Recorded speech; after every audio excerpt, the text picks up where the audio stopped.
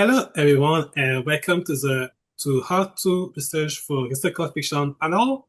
I'm Bradley, and I'll be the moderator for this event, and I'm here with four amazing panelists: uh, Jana Giovinazzo, Kionna Walker LeMalle, Lindsay Marie Maurice, and UM Agoawike. Hi, everyone. First off, I will give each panelist a moment to present themselves, starting with Diana.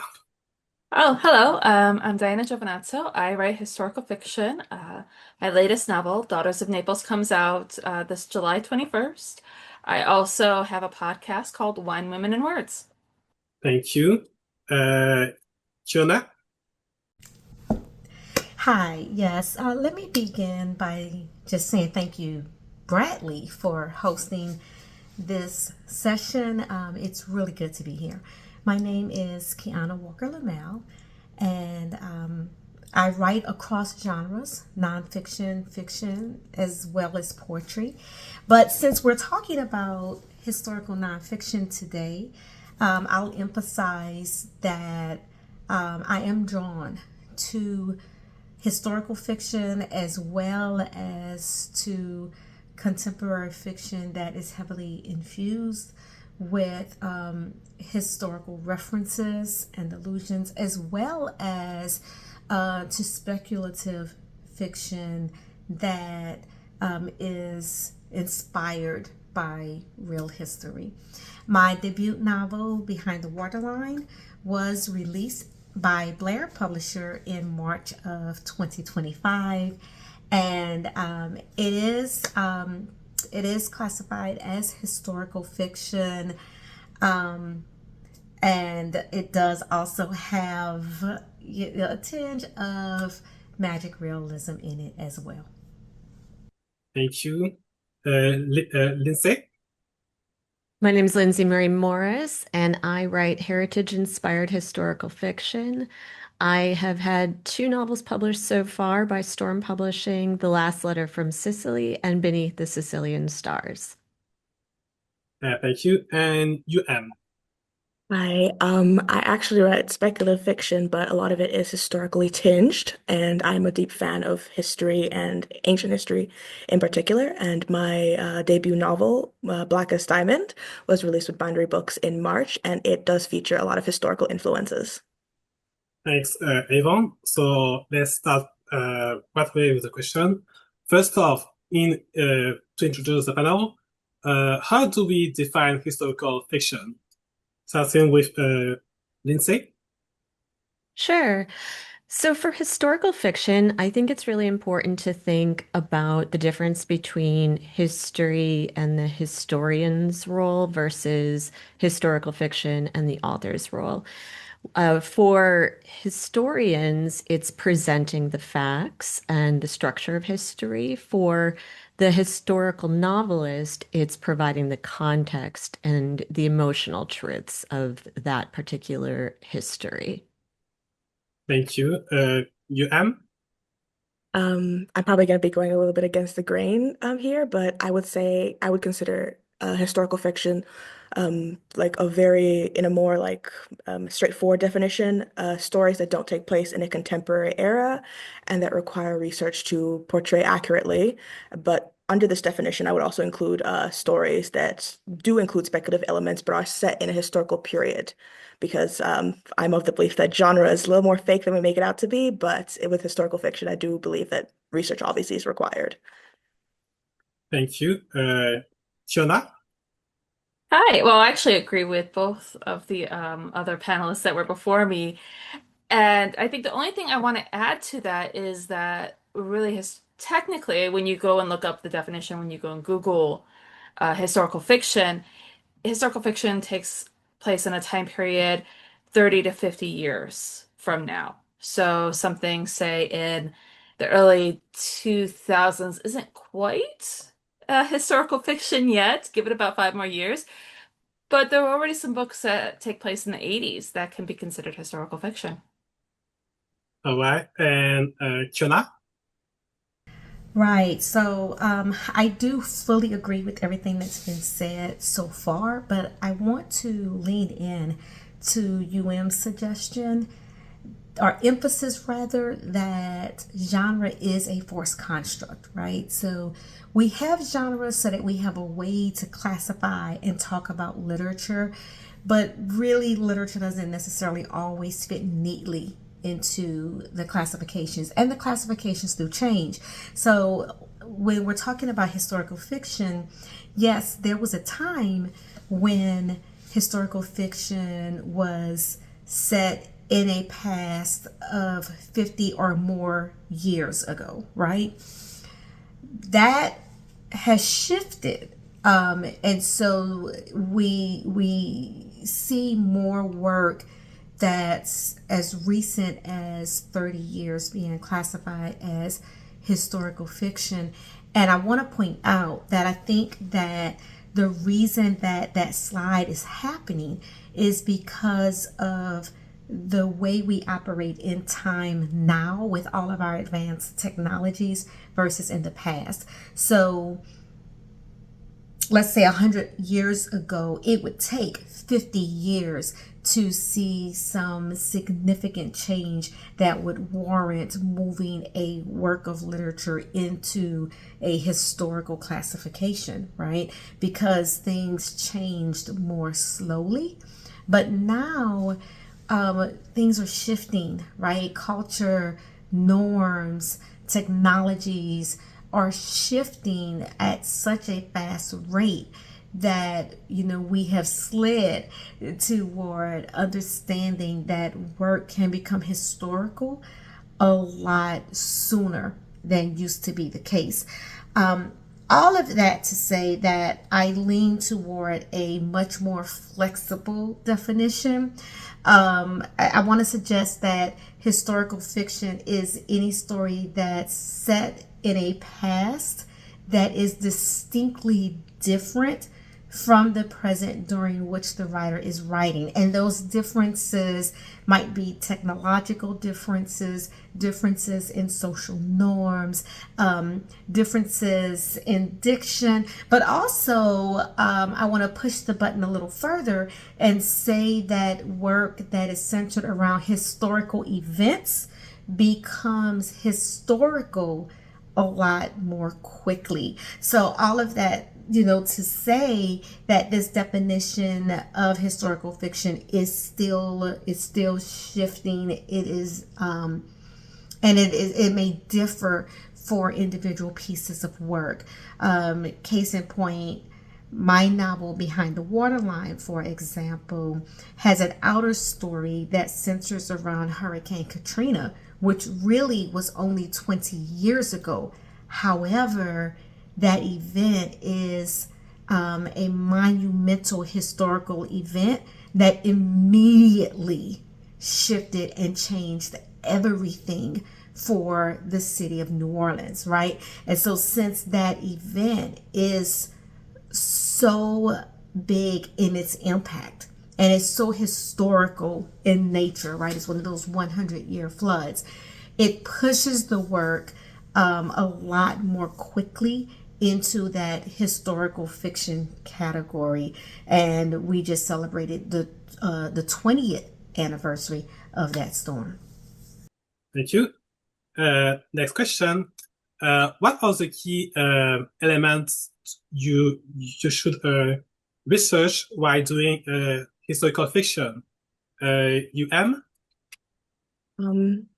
I believe you should research everything, but one thing that I would love to point out is that I would love to see more people researching the way people in the target period you're hoping to write about thought, not just what they did or wore or what the setting looked like, because something that I feel is something that I feel is an element that's really overlooked is the research into the beliefs, social mores, social taboos, do's and don'ts, and things like that are not focused as much. I do understand that those things are not necessarily researched as much, so there's not many sources about them, but it would be really interesting to see more of those elements researched. Okay. Diana? So for me, one of the key elements that I really like to focus in on with my research is the food. I know we don't always necessarily think of food being a very historical thing, but when it comes down to it, when you're researching the food of what they would be eating, other elements tie into it, like the global economy, what's going on politically. Is there a famine? Is there war? Were certain foods even available in your country when you're writing it? I know one of my fun facts I love to pull out during trivia night is the fact that Italians didn't have tomatoes until Christopher Columbus and other explorers went over to the quote unquote New World, though it was not necessarily New World, but when they were discovering other foods, that's when the tomato made its way into the Italian palate.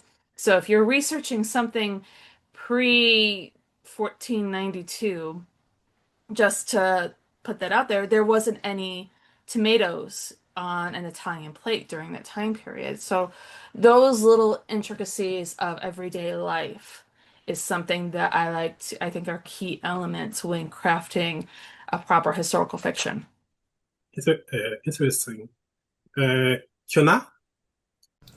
Oh my gosh, so I love Diana's response to that question. So I just want to give you some snaps for pointing out the importance of food in historical fiction, right? Because and the way that food links to so many other things, the economy, agriculture, war. That was really good. Thank you so much.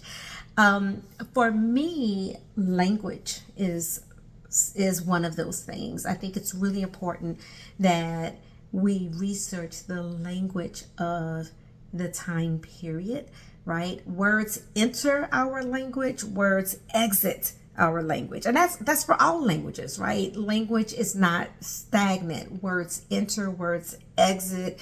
And we're not just talking about slang, but actual vocabulary, syntax, expression, phrases, words that are deemed politically correct or socially appropriate, and at one point may not be considered politically correct or socially appropriate at another point. And so we have to factor all of that in as fiction writers. We work with the nuances of language. And so I'm going to offer an example. I hope it's not triggering for anyone. But I think it's important.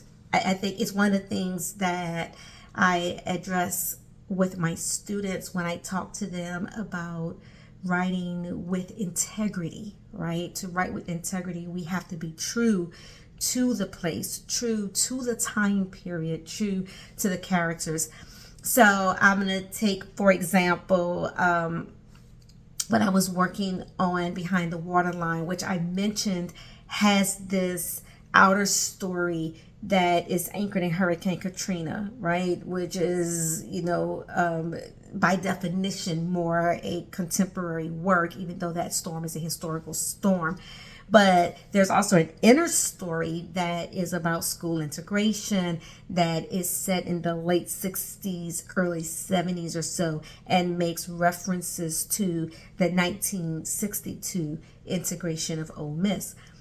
And so during this time period, language is literally shifting, because if you read a New York Times headline from 1962, it's going to say Negro if it's talking about school integration and what happened with James Meredith and whatnot, right? Negro was the acceptable, politically correct term of the time period.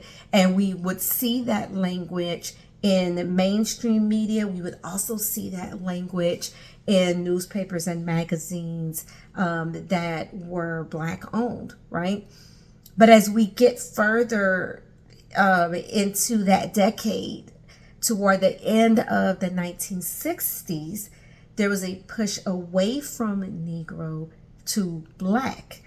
And so you start to see a divergence where in mainstream media you still see Negro, but in African American publications, you see the word black replacing the word Negro.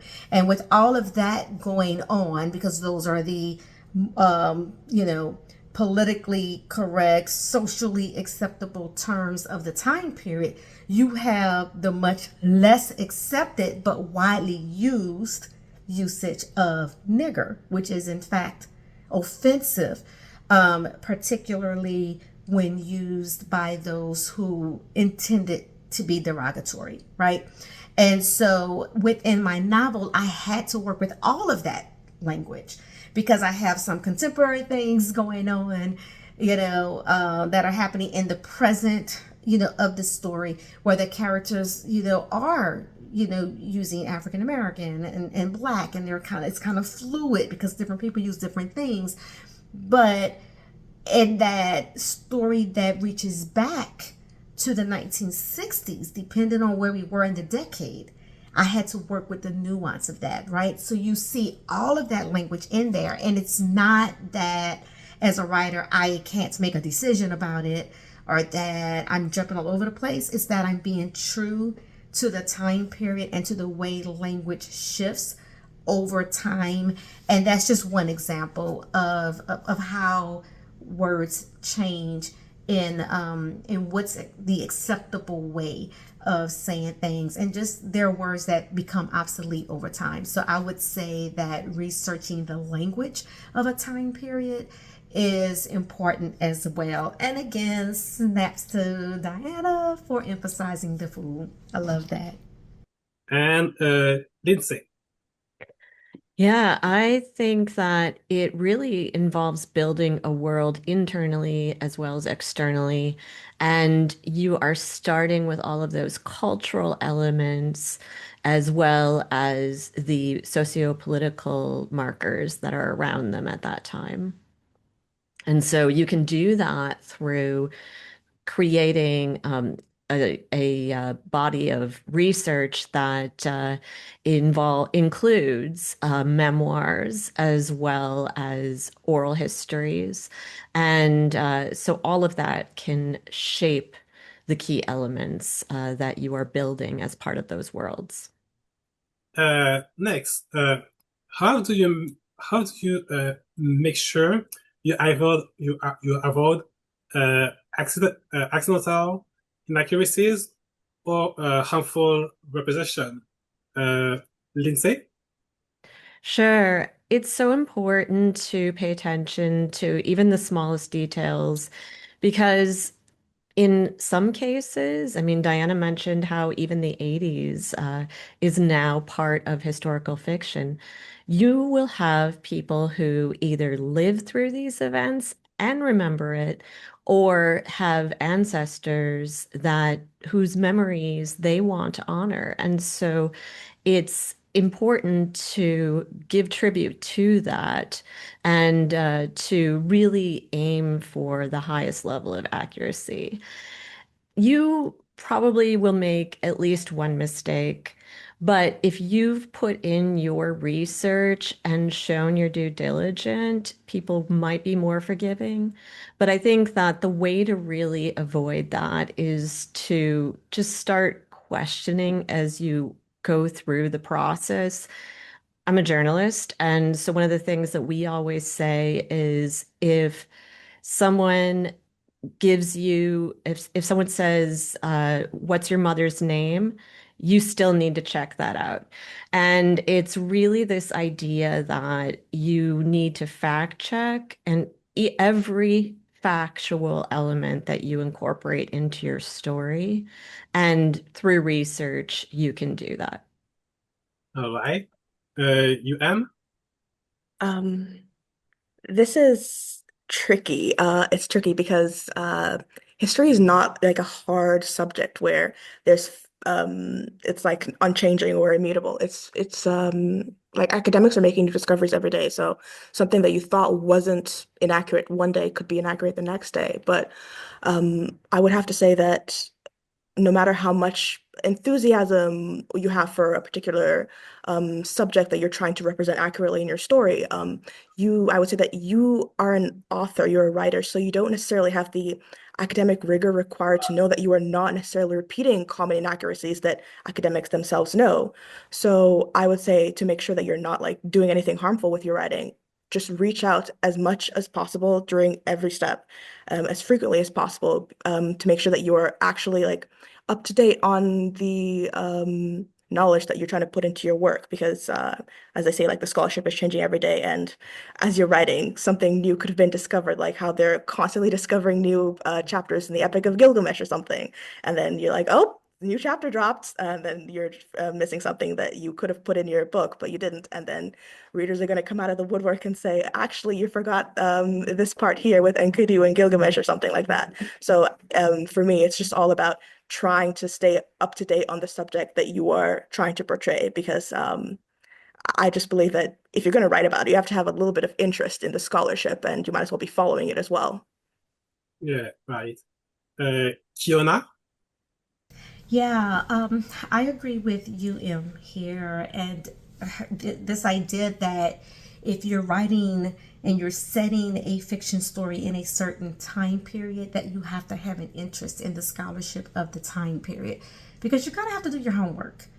And you shouldn't be lazy about that, but it's hard to research something that you're not interested in, and to be dedicated to it. So I want to use an analogy from another writer, Stephanie Story. I don't know if she got this from another person, but I learned it from her, so I'm going to give the credit to her in this moment. And she talks about the sandbox, right? This idea that as writers, we have to know so much more than what's on the page, right?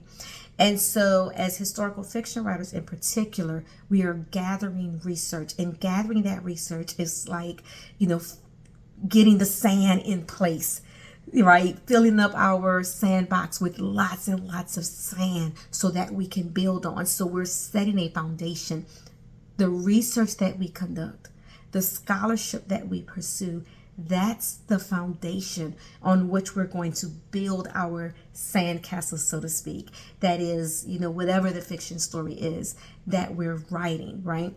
And though we're not going to use every grain of sand that's in that sandbox, we have to have that sandbox built up well enough that we are able to construct a world that allows that fiction to stand on its own merit.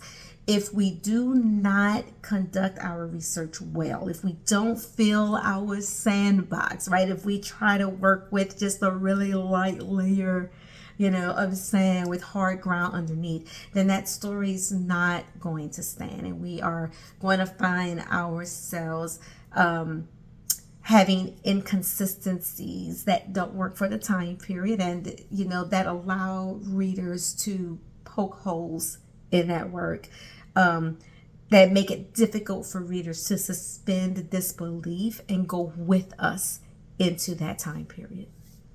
And Jana. So I think one of the ways that we can try to avoid inaccuracies is having multiple resources, corroborating accounts, if possible. I know when I wrote my first book, the subject of my first book, Anita Garibaldi, there were no two books that were the same. And I had to work very hard to try to get as much accurate information as possible to try to find primary sources as much as possible. And I think another aspect that I don't think we've talked about too much is um, phrases, things that in the time period that we were writing were considered common language versus now where we recognize that it's a slur. And I think as historical fiction, recognize the fact that while we are writing history, and sometimes there are certain things that we have to present, there are certain language that we don't have to present. And we are writing for a modern audience. While we're looking back at history, we have a modern audience, and I think we have a certain duty to not have to repeat certain language or certain slurs if it's because they're really not necessary, in my opinion, when it comes to books. Uh, what does your research process look like when you look up the historical information you will need for your story? Kionna? This process can be something. I would say early in the writing process, we could call it pre-writing, but I don't think that's really accurate because so much of writing is in the labor of thinking it through, right? But in that early phase, I engage in some high level research. So I'm asking questions like, what was this time period like in general? Right? I'm reading headlines and articles from the time period. I'm listening to or I'm reading recorded oral histories. Maybe I'm interviewing people about their family members. In some cases, I've done interviews with people who were actively involved in the civil rights movement and have some firsthand, accounts and the height of the civil rights movement, right? In the mid 60s and whatnot. And I'm flagging things that I think intersect with my characters' lives. I'm researching legislation around issues that are of concern to my characters, things like land ownership, voting rights, education, marriage, and all of that, right? That's the sandbox I was talking about earlier. It's possible, though, and I'm maybe guilty of this, to spend way too much time at this stage. So I have to force myself out when I have enough of the general social and political climate to begin to move that story forward. And that's when I start to break my week into a bit more of a schedule. So what works well for me is scheduled research days, writing days, and interrogation days. And so that way I can get the story going and I'm still conducting my research and I'm still, trying to get all of the details right. I kind of write in a loop, so I'm always going backwards before I go forward. So this works really well for me. And so on those interrogation days, I'm questioning myself, I'm interrogating the text, and I'm doing that over and over and over again. I'm testing my logic, the logic of the story, the logic of events, but I'm also checking the history, right? So I'm revising again and again while I'm in this loop and I'm going backwards and forwards until the story feels complete and I've answered all of the big questions. I've filled all of the big holes, and I've made the fictional story something that could have been true because it's gripped by so much that is in fact true. Thank you. Lindsay? So just to kind of give an example from some of my two recent books, I had started out with the primary sources, and then built upon that with secondary sources, newspaper articles, uh, contemporary novels from that time period. I also have done oral history interviews and sat down with individuals and interviewed them about their family members. I've also traveled for my historical research. One of my novels had a setting that was a military base in Sardinia, and I didn't know enough about that place or the culture. And I felt like I needed to really immerse myself to do it justice. And so I was lucky enough to be able to go out there and spend time and actually walk through the area that had been this military base and step inside of these World War II era bunkers and look through the windows and see the view and to see the different type of plants that were around. And so that helped build the world. But you can also do so by interviewing people or finding those types of details within literature, within nonfiction as well as fiction, to really get a sense of all of the texture that you need to layer in order to build your story. All right. UM? Um, so because I don't write pure historical fiction, I just historically inspired worlds. I'm a little bit unhinged with how I do it because I have a whole over 100 gigabytes of resources on my hard drive. Please don't ask where it's all from. But when I want to start researching something, I will go, it's all sorted by like place and time. So I'll go to the place and time that I'm trying to research, and I'll start picking out resources and PDFs and papers and just everything I have in there. And I'll, when I'm research, like when my research process usually just involves a lot of reading of those sources, highlighting, picking out things, and making notes as I'm reading about how they will fit into a story. But also, I've recently started adding into my process, reaching out to the professors from some past classes I've taken in history, because I know that, especially regarding their syllabuses, they have some really great resources on there that I love to reach out to them for and ask, hey, I'm trying to look into this certain topic. Do you have any sources that you would like recommend to your students that you could also recommend to me if you are available? And that's usually how it goes from there. Just a lot of reading and a lot of just nitpicking, like what will make it for a good story. And Diana. So this is actually one of my favorite topics to discuss because my second book, Antoinette's Sister, I wrote during the pandemic, so I couldn't travel anywhere at all. While we were all at home baking sourdough bread, I was at home writing this book. So I really had to focus on my primary resources. Uh, Historians are great, scientists are great. During Antoinette's Sister, there was a lot of science that was going on, and a lot of it was new. The concept of oxygen was still a theory. And I actually reached out to a volcanologist at Cal State Fullerton, and we were discussing volcanoes and how the volcanoes worked. And because I couldn't travel, I couldn't really fully immerse myself in the location. Google Maps is a wonderful thing. We can't always travel, whether it be because of finances or because of a global pandemic. But don't sleep on Google Maps because you can go and like I had that little dude, I believe he's called the Paperclip is what his name is. It's a very name. I prefer to call little dude.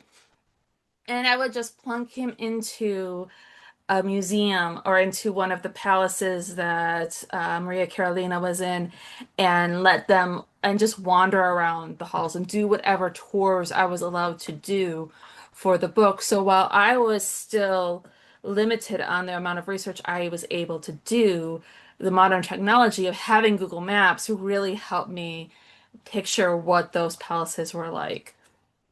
Interesting. Uh, Next, which aspect of historical fiction are especially important to keep accurate, and which ones are usually okay to take some liberties with? UM?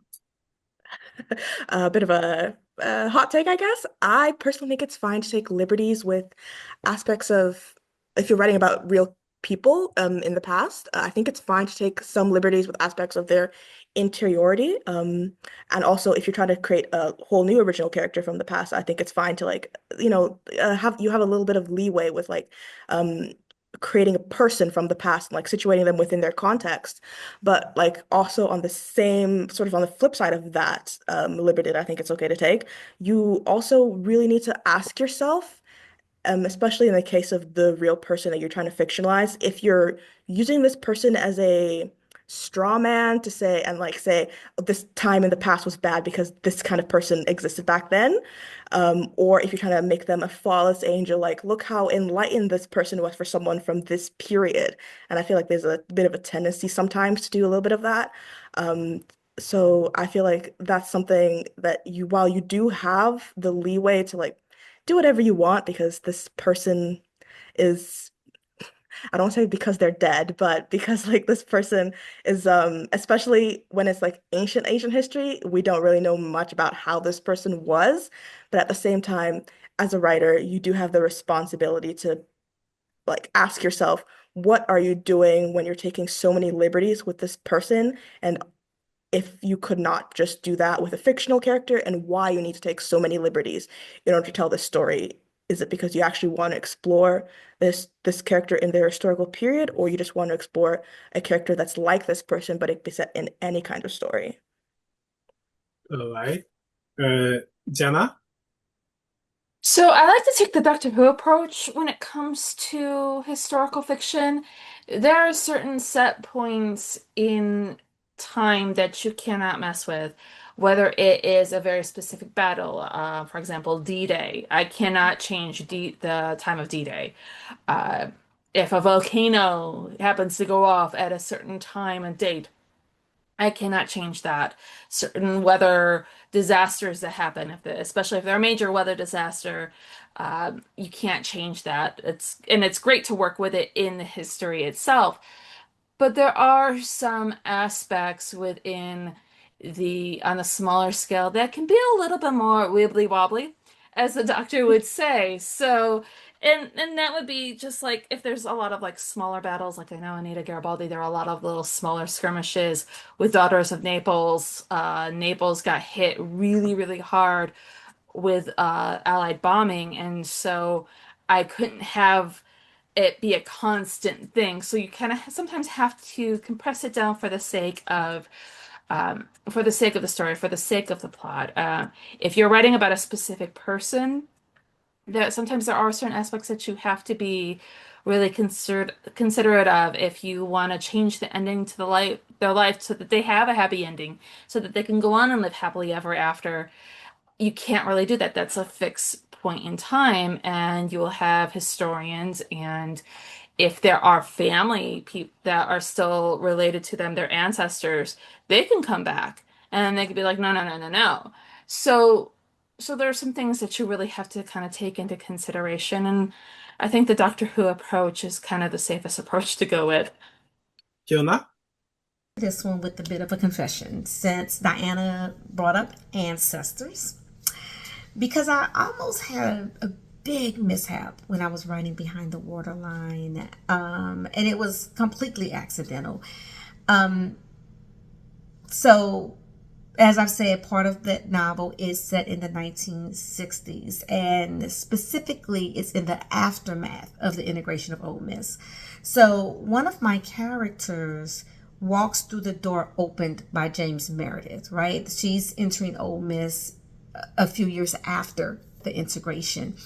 But there's still a lot of tension, all right? And there's also just young adult mishaps because she's a college student.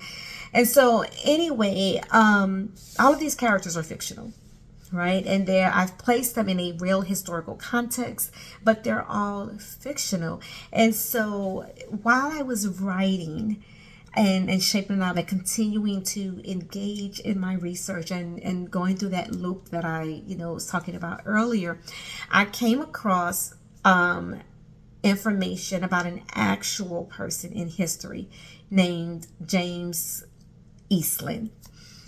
And he was a senator from Mississippi, and he was called the voice of the white South. Okay, that's how he's referenced in the history, that's how he was referred to. And so he had blocked numerous civil rights bills. He advocated for he advocated for segregation over and over and over again. And so but it so happened that I had a character named Joseph Eastland, so same last name, right, who was also a senator and who also advocated for segregation. So he could really easily be mistaken for this actual historical figure who was called the voice of the white South. But in my novel, this fictional character is linked to criminal activity that is completely made up. And that's dangerous territory because the work could lead people to think that the actual senator was connected to this particular fictional illegal activity, and that be an issue for the ancestors. If people started thinking that your grandfather or great grandfather or father perhaps, was involved in certain illegal activity that they had nothing to do with, and in fact, in this case, that is fictional in nature. And so by the time I came across this, the first draft was complete. And I had a hard time getting used to a new name for this character, but I had to rename this character because there's no way I could keep the same surname as a character that was actually a real historical figure, when I had the character engaging in something that was just really horrible. And so I'm trying not to give any spoilers here, but that's a very real example of how an inaccuracy, and in this case, a fictional event added to the real historical timeline, could cause unintended harm. Lindsay? I'm definitely a fan of the Doctor Who approach. I One of the things that I really like about historical fiction is that there are certain guideposts that you can use that will help you shape the story. The trajectory of your story, that arc, can actually reflect that of what happened in actual history. And so it can kind of be fun where you have a moment that's very pivotal in history and you can present what's happening to your character and how they are receiving and perceiving and reacting. And so I think as long as you essentially stay within those parameters and your character, depending on who they are, they can push at them, but they can never completely dismantle because, as Diana said, there are certain elements that have to stay in place. That volcano did erupt at that point in time. That battle did occur. But your character could have a fire in their house that wouldn't change the course of history. So there's certain elements that you can push on, but others that have to stay tight. What do people usually get wrong about historical fiction? Zana? It goes back to the old cliche, truth is stranger than fiction. And there's so many interesting stories that I wish I could make up about the people that I wrote about. But you can't. And I think that people miss, they forget about that. They forget that a lot of what we've dealt with during this time period wasn't already been dealt with. There's certain things that they haven't done, and that some of these people are really weird and really fun to write about. All right. Lindsay? Yeah, I think one of the things when I talk to people about what I do and my books, they sometimes automatically assume that it's going to be dry and more like a history textbook instead of something that can be immersive and engaging and compelling. And so I think uh, historical fiction is what you make of it. It can be dry and dull, but obviously we're all here because we feel passionate about the genre and it's the opportunity to transcend that stereotype. Yeah. Sort of similar to what Diana said. For me, it's the fact that people sometimes forget that we are not at all very different from our ancestors. We're all human. We've been human for like 12,000 years. So like we are there's this tendency to think, oh, people of the past, they're so backwards and strange. But like people of the past were, they're the same as people now. Like they made graffiti on their walls, they had jokes with each other, they did stupid things, they did silly things, and I just think that people um, tend to forget that we're kind of all just like human with all our flaws and our all the good parts and all the flaws. And that's something that I really would love people to understand more about historical fiction rather than just saying, oh, we're trying to retell history. That's kind of boring. Like, no, they're really exciting people back then, just as they're really exciting people now. All right. And Kionna. Yeah, so historical fiction taps into that very truth. People are, by and large, interesting. Humanity is universally complex, and all the things that you just said are very true. But what I want to add is an emphasis that historical fiction is entertainment, right?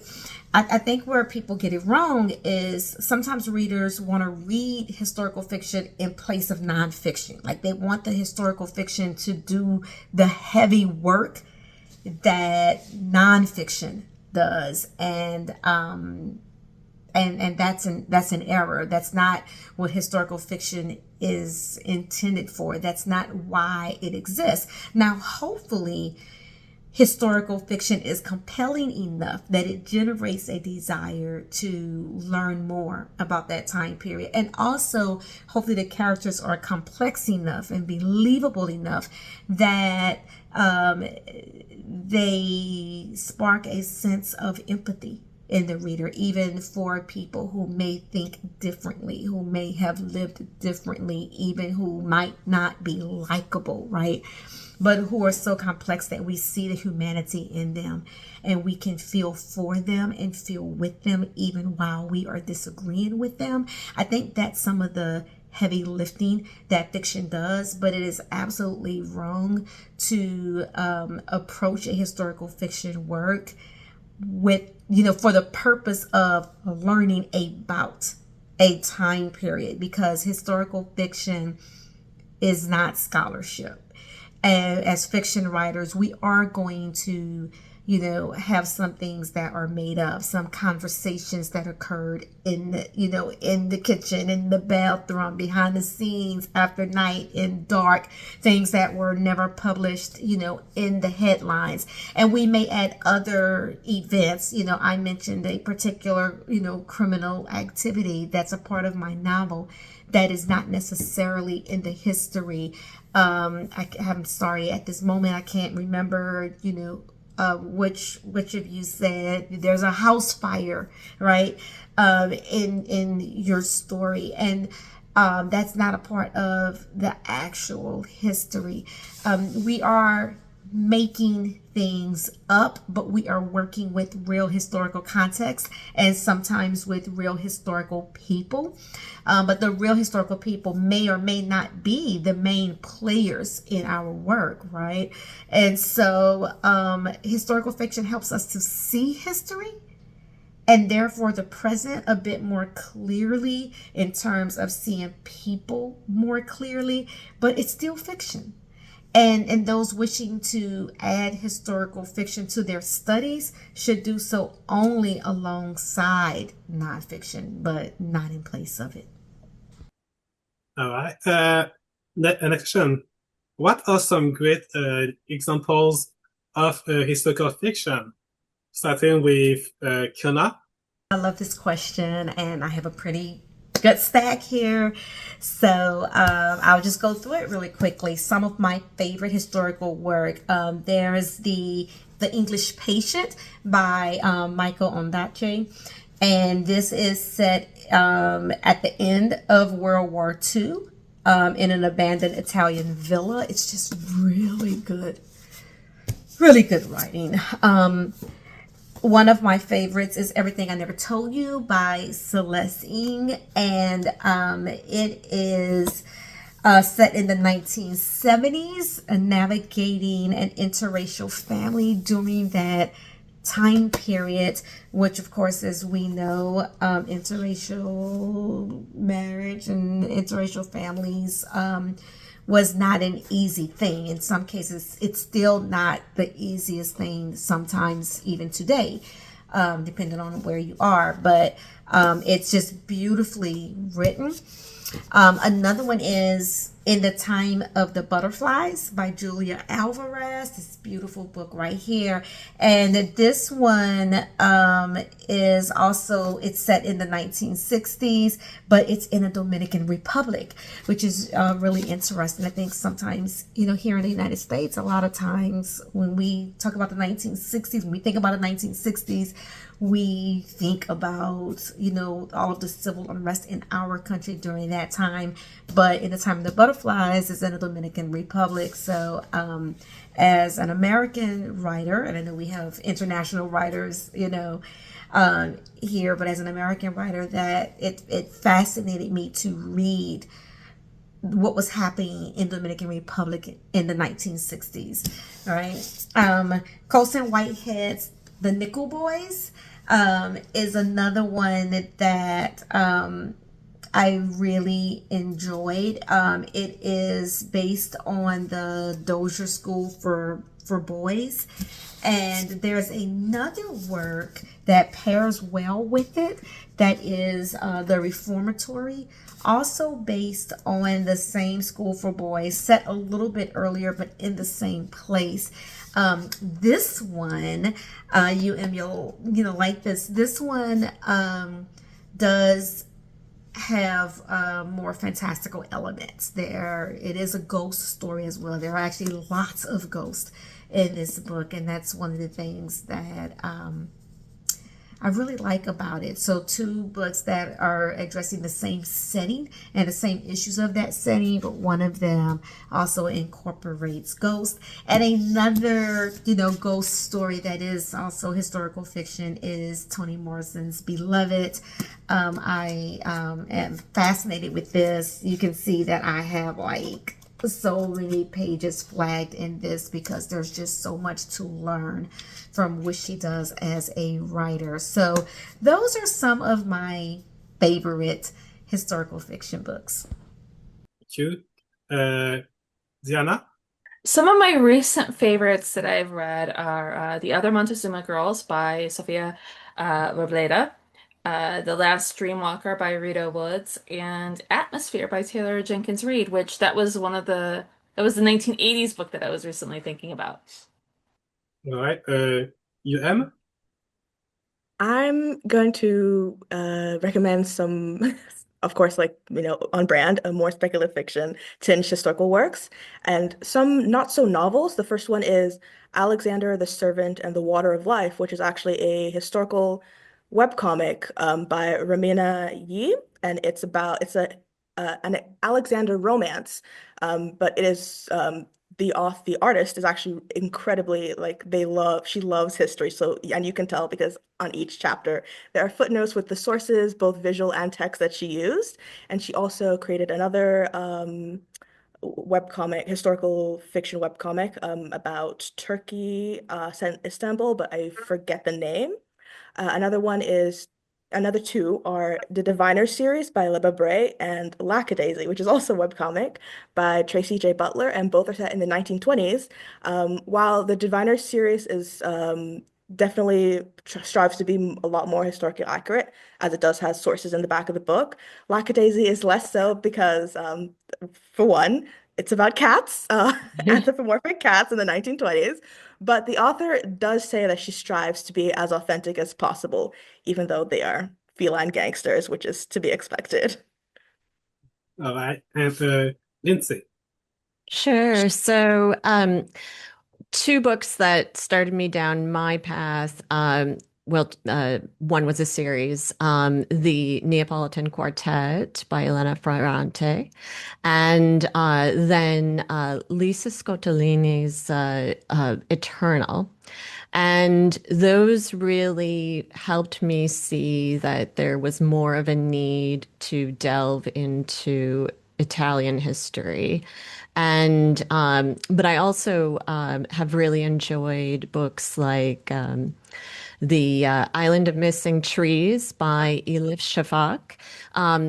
one of the reasons being that there's a character, there is a tree that is a character within the novel, which I found fascinating, and it too can has a sense of place in history, and so I think there's such a wealth of this type of literature that we can access. What do you wish to see more of in historical fiction? UM? It's nothing very specific, but sort of calling back to what Diana said earlier about the things in the past that we should not say, or particularly like the words that we shouldn't use now. I want to see more of a willingness for people to meet the historical period where it's at by acknowledging both the good and the bad. Because sometimes I feel like people will see these things that we should not touch, that we should really be careful about handling, and then just go the opposite way, trying to make certain time periods more progressive than they are, more like comparing them to now, saying, "Oh, look, certain people could do certain things that we can't do now. So obviously, it's better. It was better in the past." And this is drawing from an article that I read by Egyptologist Kara Cooney last year about her gripes with this issue in a lot of like historical fiction and historical based works, is that people will try so hard to find things from the past that and say, oh, people had more rights. This was much better. And I feel like it does a disservice to like historical fiction and history as a whole to hold it up as something it's not. But at the same time, um, conversely, I feel like it also does a detriment to the genre as a whole to confuse bleakness with accuracy, which is something that too many people do when they say, "Oh, I'm trying to be historical," when their story is set in like the medieval period or something like that.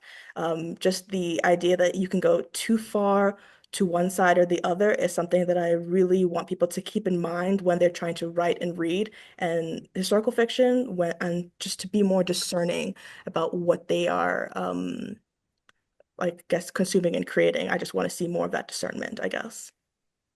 All right. Kionna? Yeah, I think I want to discuss the other side of the coin you just mentioned.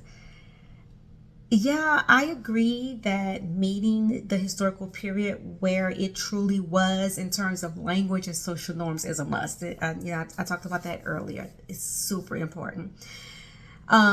And for me, that's part of writing with integrity and writing with a sense of responsibility, right? That we are brave enough to stay as close to the historical reality as possible. But I think the elephant in the room is that writers are often afraid of being judged by their characters' actions and language, afraid of ending up censored or banned. And so I think that's the other side of this coin, right? That has to do with what I'd like to see in society with regard to history in general and historical fiction in particular. And I just would like to see history shared for the sake of history itself, because it's interesting, because it's instructional, because it's true. In the case of historical fiction, because it's rooted in truth, and not for some personal or political platform. But I'd also like to see more unbiased receptivity, a culture that allows history to be examined and to be shared without it being overshadowed by whatever the current ideologies are or whatever the current culture wars are.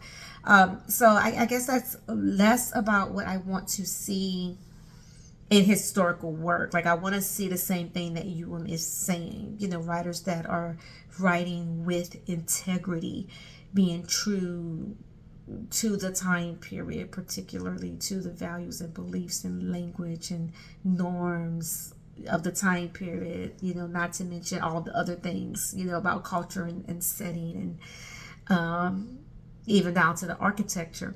But, I also want us to get to the place where, we don't have to worry about literature being censored or banned, that those of us who are writers can create with integrity and without fear, but as it is, writing period requires great courage and bravery. And so I'm thankful for those of us who write, for everyone here, and for all of the writers who do take that mantle very seriously, and who do write with great conviction. Lindsay? I think that one of the fun parts of this is being able to uncover some of the hidden aspects of history. And so I really enjoy reading and writing about hidden histories. And Diana? I would like to see people to take a bit more risks and not be afraid to get a little weird with it. I think one of the aspects of writing in general that is a reality that we're having to deal with is AI. And I think one of the ways to try to stay above AI is maybe add some more speculativeness to our historical fiction. It wasn't always it's not always cut and dry, and I think that there can be elements of speculative fiction that could be added to it. I know one historical fiction author, Jamie Ford, who has speculative fiction added into his historical fiction that I think we as authors can look at. What are some key resources to help research history? I remember, Dana, you mentioned Google Map. Do you have any Yes. other examples? Museums. I think museums are a fantastic thing to look at.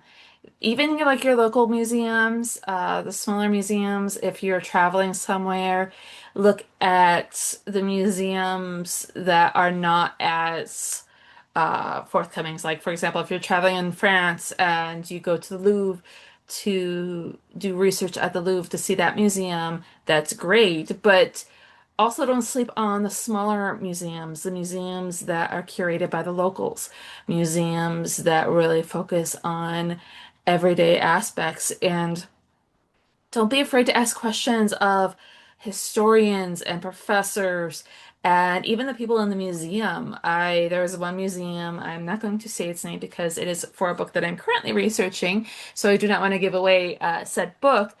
But being able to sit down and talk to the museum curator about their passion and their history and really delving into it, I had a specific time period in mind, and they just pulled out so many different boxes for me just to look through and see. And it was such a treasure that I was able to really put into my novel. All right. Kionna? I mean, I could just really sit here and, point to everyone, in this panel and say, I agree, I agree, I agree, with everything that's been shared. I want to also say that public libraries have digital archives to access things like old papers and magazines. So, more time in the library. That's always a great place to be. Also, a lot of old yearbooks are accessible online, and those are good for capturing social life, particularly if your characters are still in high school or still in college, right? So classmates.com has yearbooks that are digitized all the way back through the 1960s. There's thousands of yearbooks available. I mentioned earlier documentaries and oral histories that really help to uncover the real lived experiences and the real attitudes around the social and political dynamics of the time, as well as language and dialect of the time period. I want to throw in there as well the National Law Archives, because you can research legislation, and legislation is helpful for understanding the limitations of the time period as well as the severity of punishments. That goes in the sandbox. It's not that you're necessarily going to say, well, according to public law, blah blah blah, but you're using that information, right? It's very important to building the world that is true to that period in history, and also placing the right kinds of limitations on our characters. Lindsay? I would echo the museums being a great resource in that once you meet with the curators and directors, often they will just let you sit down in their archives and rifle through things and bring forward things that had been in the attic. In one example for me, he took me upstairs and showed me things that had not been on display. And when you are in, when you and think about just any topic can have a museum or library component to it. I mean, there actually is, I mean, in my case, for the first two novels being about World War II within Sicily, um, there actually is a museum of Allied landings in Catania, Sicily. And so I was able to go there and get a perspective, a different perspective from what I would have gotten researching only American sources. So being able to go to those different places, or you can go virtually. A lot of museums have archives and resources on their website, and the Library of Congress, too. You can look through photos and digital resources without having to leave your home. All right. And UM.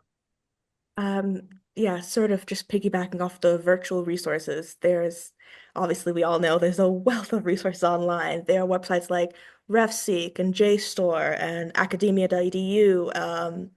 And also, at your if you have access to a local library, as Lindsay said, there are those like archives. And you can also, if you have a library card, you also have access to like publishers' textbooks. There are these things called, I think they're called open textbooks, where it's not the ones that you don't have to buy or have necessarily like access through an academic or library institution, but you can just download them for free. Like academics will like make these free textbooks and put them online about a whole wealth of subjects. And also another underrated resource is like not necessarily on places like TikTok, but YouTubers. There are some professors who are YouTubers who run podcasts, who write newsletters about certain topics. Like I mentioned earlier, Kira Cooney is an Egyptologist that runs a fantastic podcast about ancient Egypt with other Egyptologists. And even some of them, through the institutions they're associated with, will have free courses online for a subject that I'm interested in. There's like a whole bunch of free courses online through a university that I found a couple years ago. And just like all these tiny little unexpected resources online, if you just start looking, you will certainly find them. Because academics, like a lot of academics just love to talk about their subject online, on their blogs, on their websites, just anywhere they possibly can, especially to repel anti-intellectualism if their field is one that's rife with it. All right. Now, there was a question. I will give each panelist a moment to give a last bit of advice and also to plug anything you want to plug, starting with UM. Something that's really important to me with when it comes to historical fiction is sort of just knowing that the person writing it actually enjoys the historical period that they're writing about or looking into.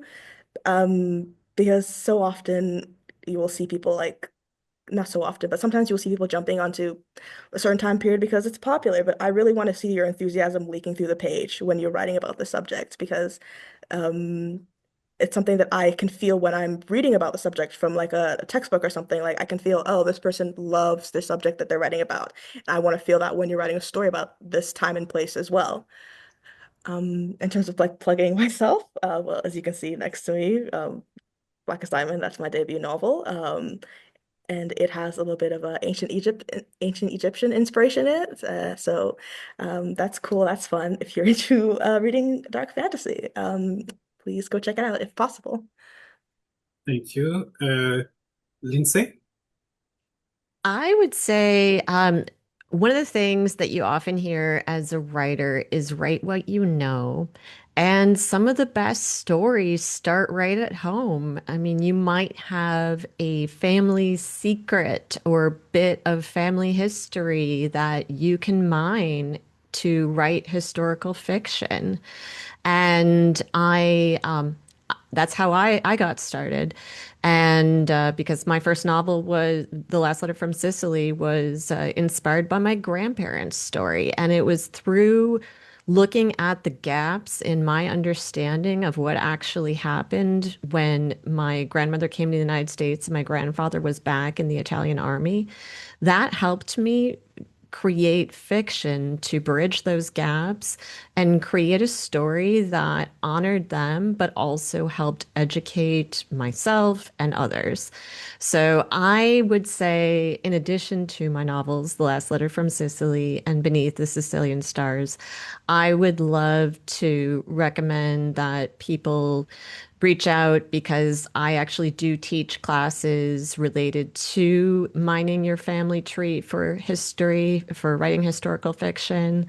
And I do that often free through libraries. And I also teach a class called The Scaffolding Method to Writing Historical Fiction. So I teach how I was able to write my second novel within 6 months on deadline using a very structural approach and bridging the gaps to flesh something out and meet that deadline. Thank you. Kionna? Okay, so Lindsay, I would love to take a class with you.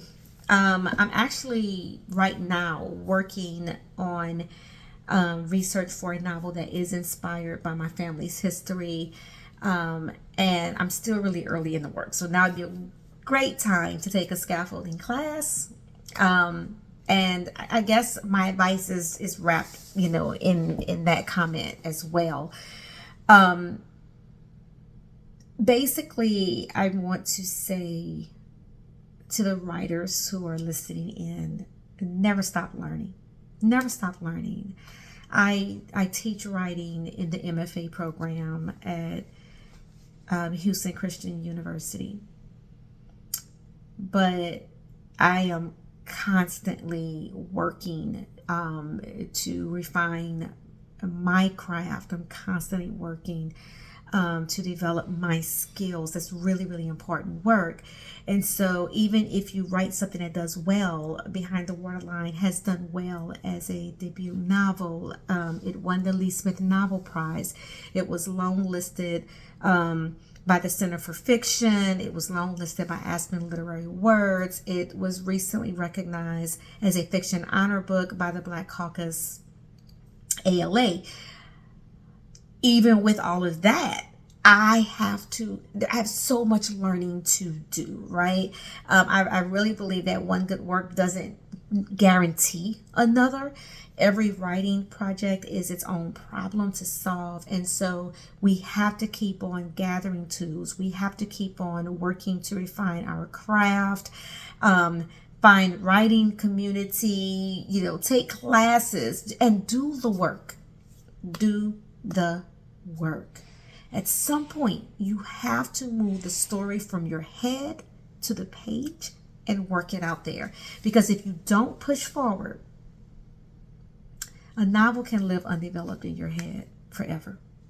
And there's a lot of unwritten novels out there that are just trapped in would-be writers' heads. So I would leave that as my final remarks. Keep learning and do the work. Thank you. Let's say, and at least, Diana.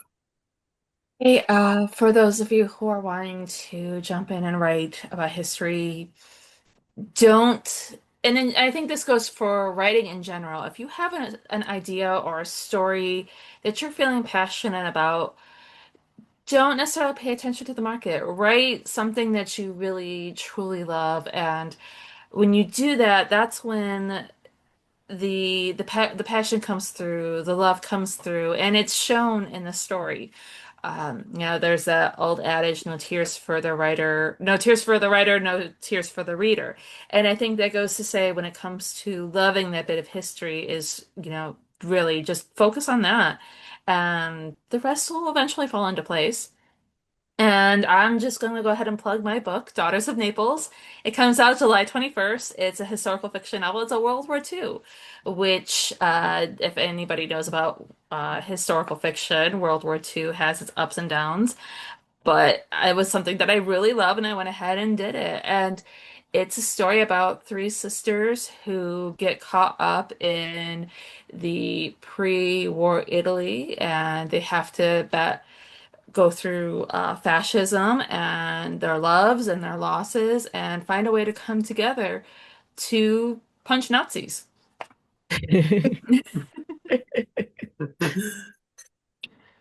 Nice. Uh, Thank you to our panelists, and thank you all for watching this video.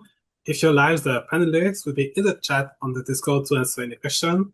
Other than that, we wish you all a happy rest of the day and a happy Write Hive.